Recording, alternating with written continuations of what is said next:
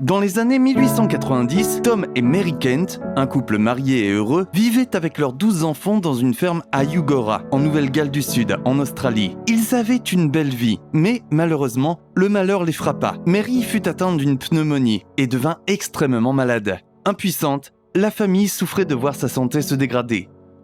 She recognized she was dying, and so she called her husband into the bedroom and she said, "Tom, I'm going to die.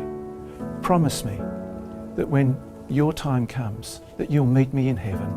And please, do all that you can so that the children will join us too."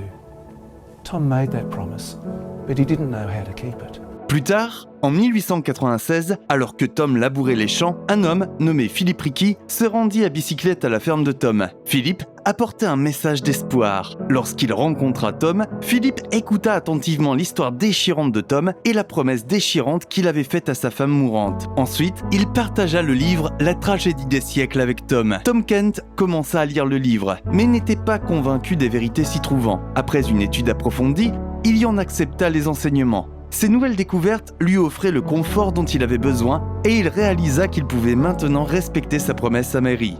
He accepted the message of the Bible and of the Great Controversy, and he then shared it with his children. They accepted the message as well, and then he began to share it with the neighbouring families around his farm, and 5 other families became Adventists as well, all as a result of this remarkable book, The Great Controversy.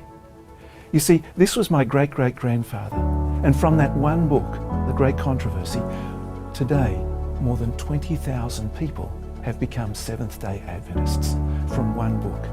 The transformation in our family was extraordinary. You can look at time and you can see our family before the Great Controversy arrived, and you can see it after. And what a transformation in our family. Praise God for this remarkable book. Des millions de personnes aujourd'hui sont comme Tom Kent. Plusieurs cherchent une moralité qui ne se trouve que chez le Christ, mais ils ne savent pas quoi faire. Vous pouvez être le Philippe dans leur vie, un messager d'espoir pour leur apporter un message. En 1891, Ellen White a dit « Je suis plus inquiète de voir une circulation répandue de ce livre que de n'importe quel autre livre que j'ai écrit. Pour la tragédie des siècles, le dernier message d'avertissement au monde est donné plus clairement que dans mes autres livres. La tragédie des siècles Projet 2.0 est une initiative internationale palpitante qui rendra le livre disponible à un prix abordable pour permettre à tous les membres de l'Église à travers le monde à acheter et donner des millions de copies de versions complètes de la tragédie des siècles à leurs familles, amis, voisins, collègues, étrangers dans la rue et dans leur maison. Ce projet livre missionnaire de l'année se poursuivra jusqu'en 2023 et 2024 avec plus de 80 langues disponibles, un livre pour enfants, un plan de lecture quotidienne, un livre d'études, des matériels de promotion, guide d'études bibliques à l'école du sabbat pour adultes, des histoires de mission, plans de distribution de masse. Nous réalisons à quel point nous sommes bénis d'avoir l'opportunité et les ressources pour diffuser ce message à grande échelle. Dans un monde qui est progressivement aliéné, se laisser utiliser par Dieu pour devenir une voix d'espoir est un grand privilège. Réfléchissez dans vos prières à la manière dont vous allez participer personnellement à ce mandat de partage de notre littérature pleine de vérité en ces temps cruciaux.